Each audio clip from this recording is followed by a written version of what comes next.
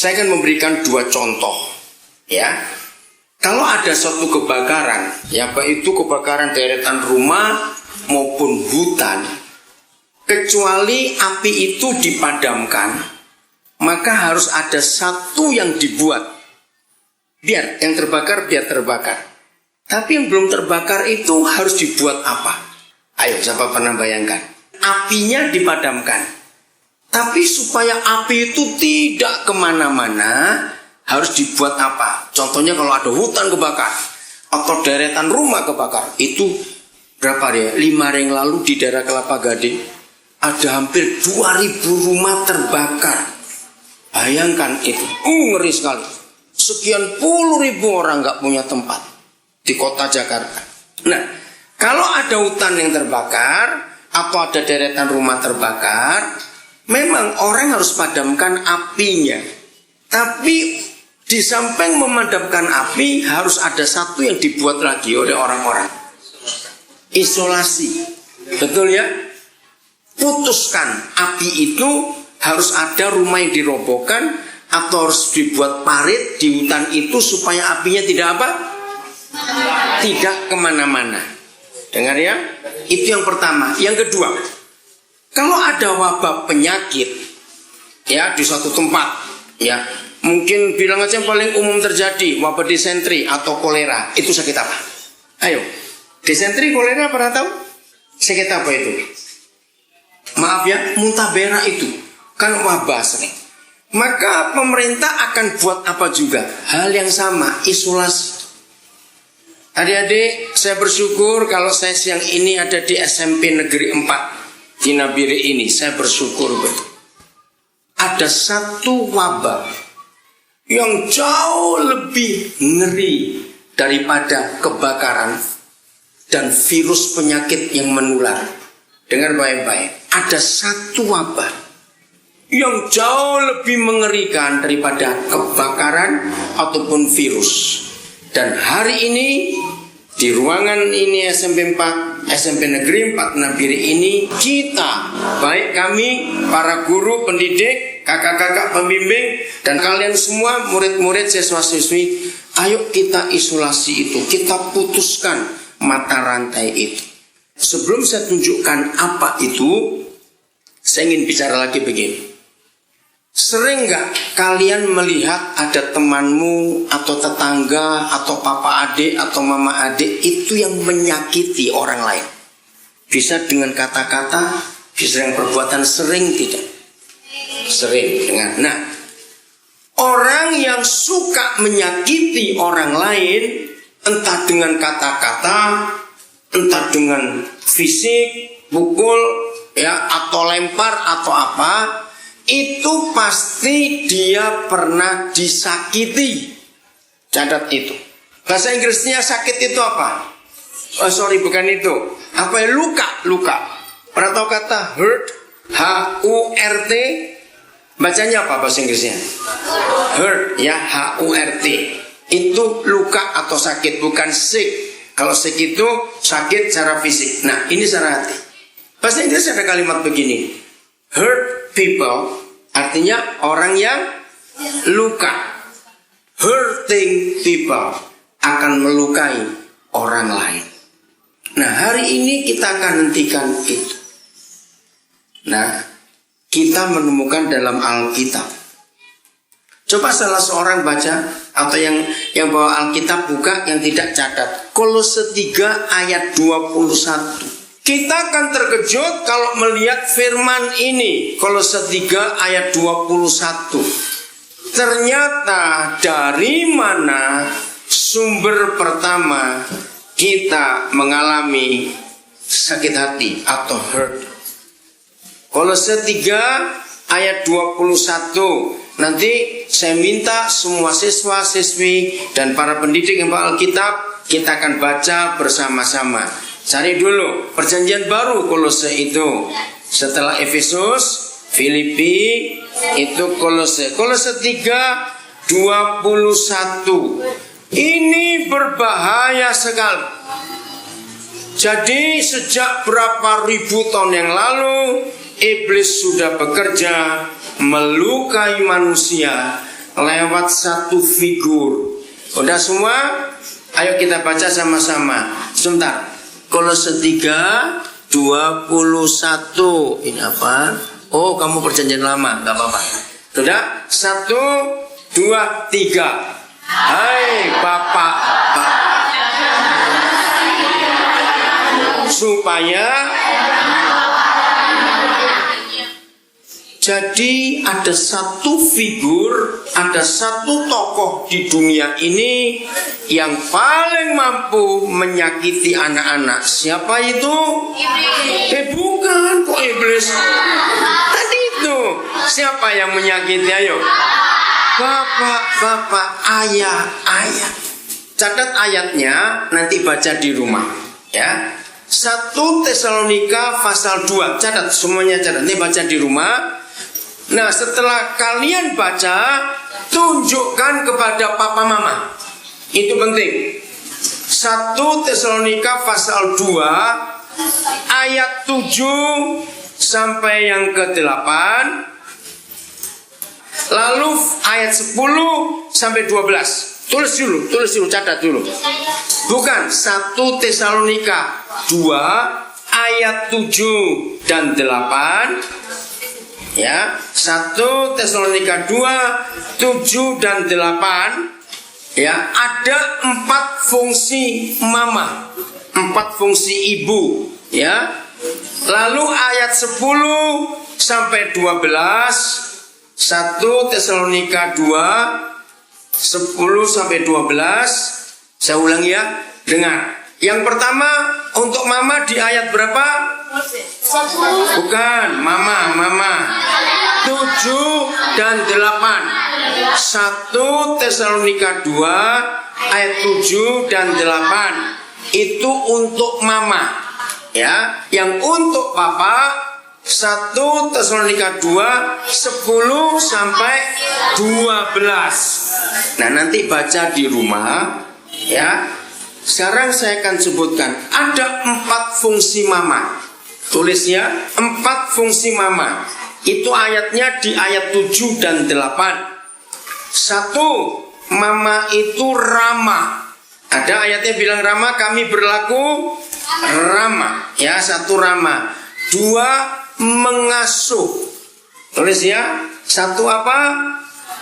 Ramah. 2 apa? Mengasuh.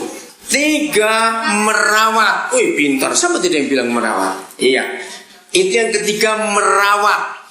Ya, ayat yang ke-8 itu menyayangi. Tulis. Ayo, saya tanya lagi, ulang. 1, fungsinya mama apa? Ramah. 2, mengasuh. 3, merawat. 4, menyayangi. Nah, itu ada di ayat 7 dan 8.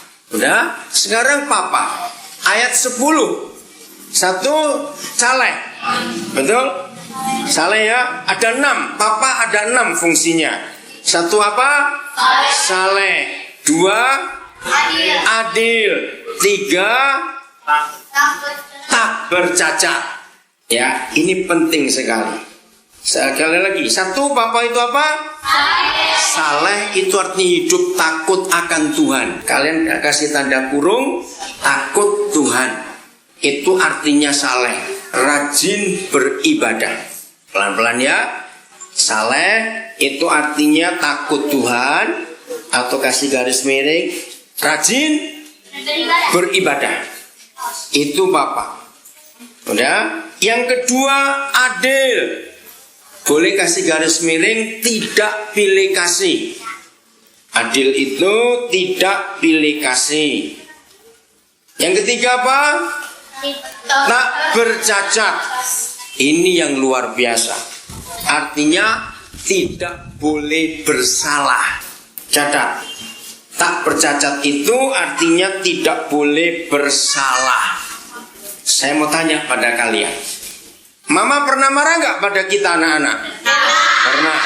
Bapak pernah marah tidak? Pernah. Oke. Waktu kita dimarahi papa dan dimarahi mama, siapa yang lebih mudah kita maafkan?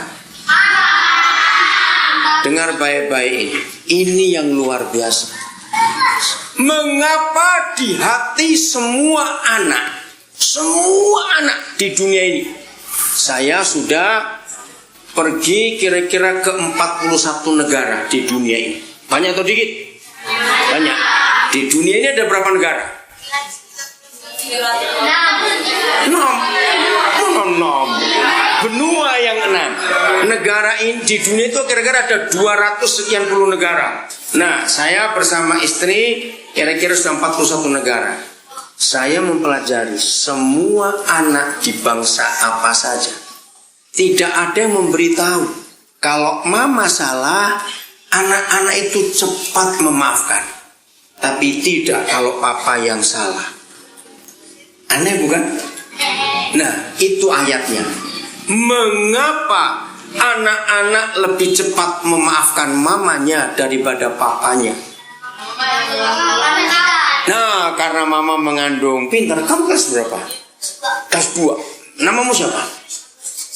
Wih, Amos Kristiadi. Nama Jawa kok logat Papua. Bagaimana? Oke. Dengarkan.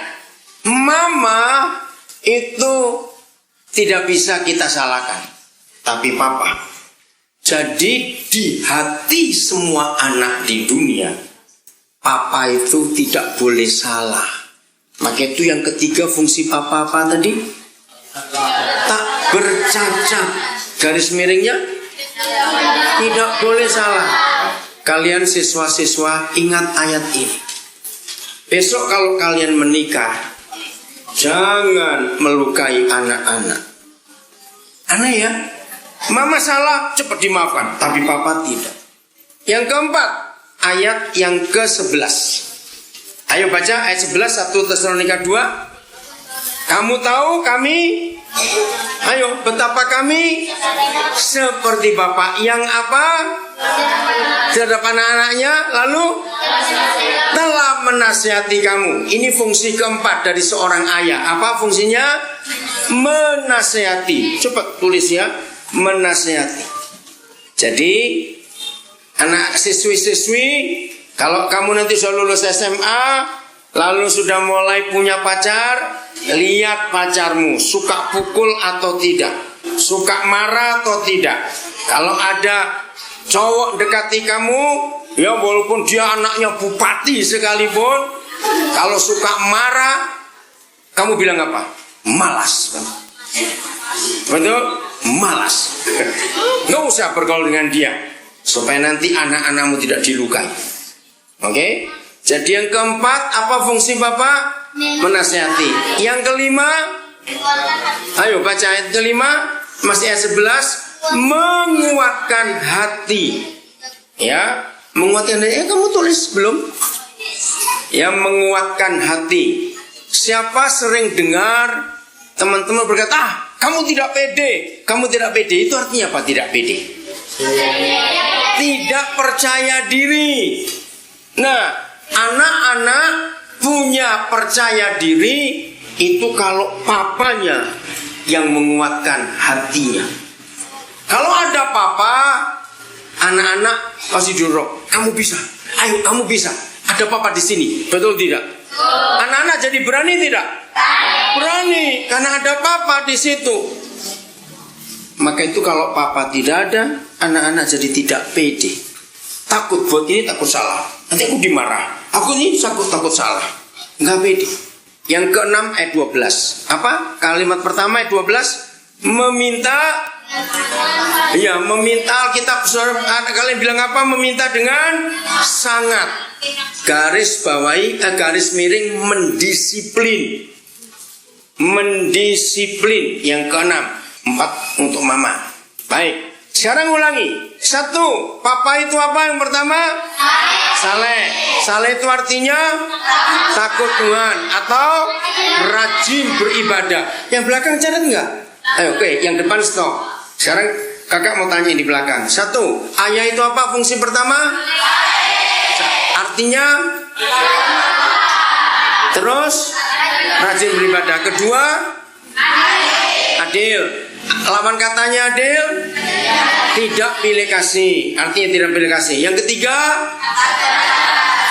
bercacat, artinya tidak boleh salah. Yang keempat, menasihati. Yang kelima, menguatkan hati. Supaya apa? Ayo, supaya apa? Pede. Yang keenam, minta dengan sangat, artinya mendisiplin. Nah, sekarang dengar.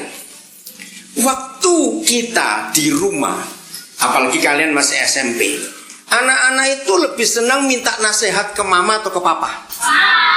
Nah, ini yang aneh. Siapa memberitahu anak-anak itu kalau minta nasihat mesti ke mama? Padahal menurut firman Tuhan, nasihat itu di siapa? Papa atau mama?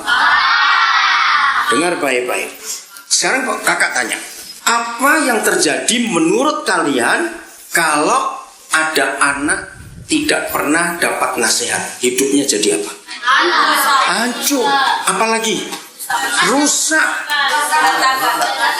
Apa? Berantakan.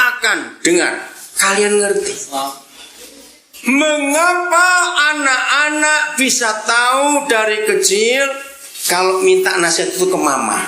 Ternyata mama itu gampang, apa-apa pasti boleh. Kenapa? Mama tidak pernah bisa tegas. Ibu-ibu jangan tersinggung dulu ya, yang ngomong Tuhan ini bukan saya. Mama tidak pernah bisa tegas. Karena tadi Ambrosius Kristiadi, dengarkan.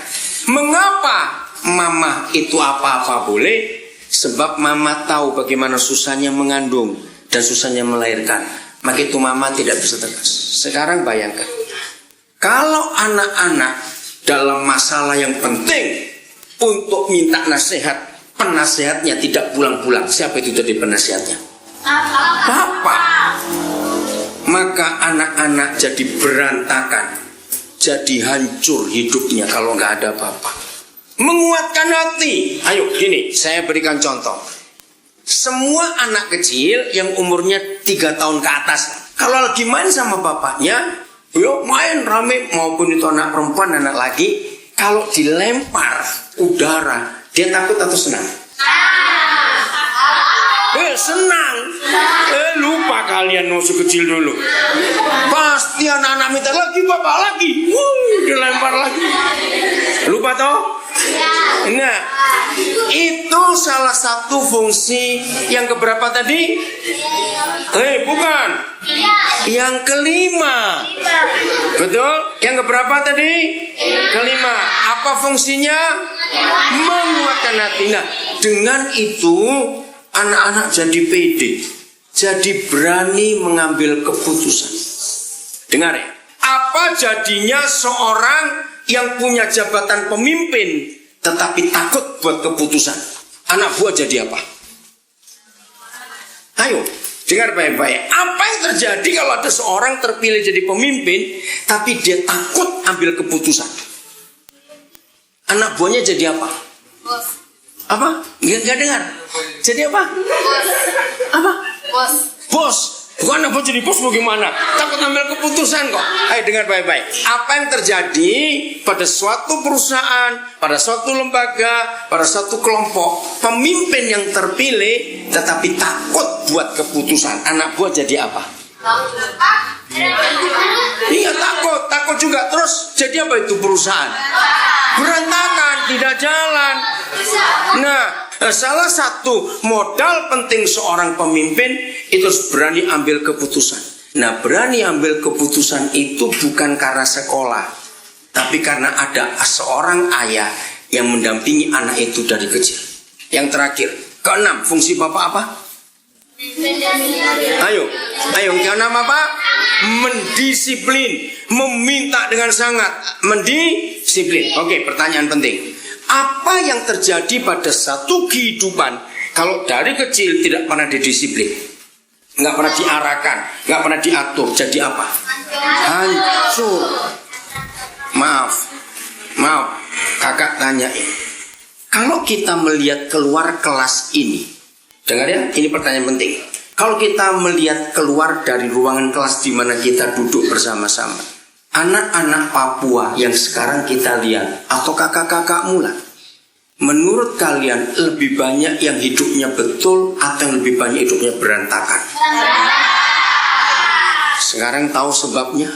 Mengapa kakak-kakakmu di luar sana kebanyakan berantakan? Karena apa tadi? Karena gak ada ayah. Karena gak ada papa. Maaf, kakak tanya, jangan marah. Menurut kalian, yang namanya ayah-ayah di Papua ini lebih banyak yang mabok atau yang benar? Maaf. Maka itu tadi kakak mengawali di sini. Ada kebakaran besar di Papua ini. Untuk memadamkan apinya kita sulit. Tapi kita harus apa tadi? Memutuskan, mengisolasi. Maka itu sejak kalian masih SMP, catat, jangan kalian salah menikah. Setuju? Apa yang terjadi kalau kalian salah menikah? Jadi sekarang tahu mengapa Papua rusaknya seperti ini? Karena siapa? Ayah. Karena ayah. Jadi setan itu merusak ayah. Kalau ayah-ayah dirusak, yang rusak berikut siapa? Anak-anak. Anak-anak yang punya ayah yang rusak. Kalau besok anak-anak itu besar, baik yang pria maupun yang wanita, lalu menikah, kira-kira rusak lagi tidak? Rusak lagi. Nah ini yang berbahaya. Itu sebabnya siang ini kita berkumpul, mau memutuskan rantai ini. Jadi kalian janji ya, jangan salah menikah. Jadi kalau jadi mama yang apa tadi? Ya, dengan fungsi apa tadi? Ramah, mengasuh, merawat, menyayangi. Lalu kalau jadi ayah, satu, saleh. Apa itu saleh tadi? Takut Tuhan atau rajin beribadah. Yang kedua, adil. Artinya tidak pilih kasih. Ketiga, tak bercacat. Artinya tidak boleh salah. Wih, maka itu yang pria-pria setelah mendengar firman ini, aduh, aku mau jadi cewek saja. Awas kamu bilang begitu. Karena kamu takut jadi ayah nanti seperti apa. Tuhan yang memilihkan kita. Kita ini cowok atau cewek. Jadi siap jadi pemimpin cowok-cowok? Siap. Kalau papamu pernah menyakiti kamu, hari ini selesai. Ampuni papamu. Dan besok kalau kalian besar menikah, jadilah suami, jadilah papa yang baik. Amin. Yang keempat, fungsi papa menasihati. Apa jadinya seorang anak yang nggak punya penasehat? Hancur, rusak. Padahal waktu kita masih kecil kita lebih suka minta nasihat ke siapa? Mama. Itu salah. Jadi harus papa. Yang kelima, fungsinya menguatkan hati supaya kita jadi pede. Yang keenam, meminta dengan sangat, artinya mendisiplin. Sekarang kakak ajar begini. Yang cowok dulu. Ayo semua yang cowok letakkan tangan di dahi. Semua yang cowok dulu. Ayo yang cowok. Ini yang baju putih. Ya ayo kamu. Ayo semua cowok ya. Dengar ngomong begini. Dengar ya, saya akan ngomong. Saya akan jadi suami dan ayah yang baik. Ayo, 1, 2, 3. Saya akan jadi suami dan ayah yang baik. Betul? Nah, kalian harus ngomong itu sehari paling tidak 20 kali. Berapa kali?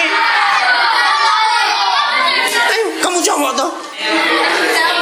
Lah ya begini, ayo ulangi yang cowok. 1, 2, 3. Saya akan jadi suami dan ayah yang baik. Yang cewek sekarang. Ayo letakkan tangan. Udah, cepat.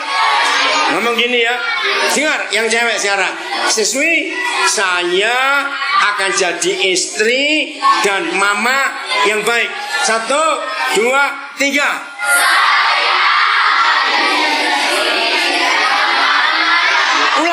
Ulang, nggak mau, nggak serentak. Ayo, semua letakkan tangan di dahi yang cewek, cepat. 1, 2, 3. Saya istri dan mama yang baik. Sekarang bayangkan, kalau dari SMP ini yang siswa dipersiapkan untuk jadi apa tadi? Yang siswa untuk jadi apa? Pak ayah dulu, suami dulu. Apa suami bilang ayah dulu?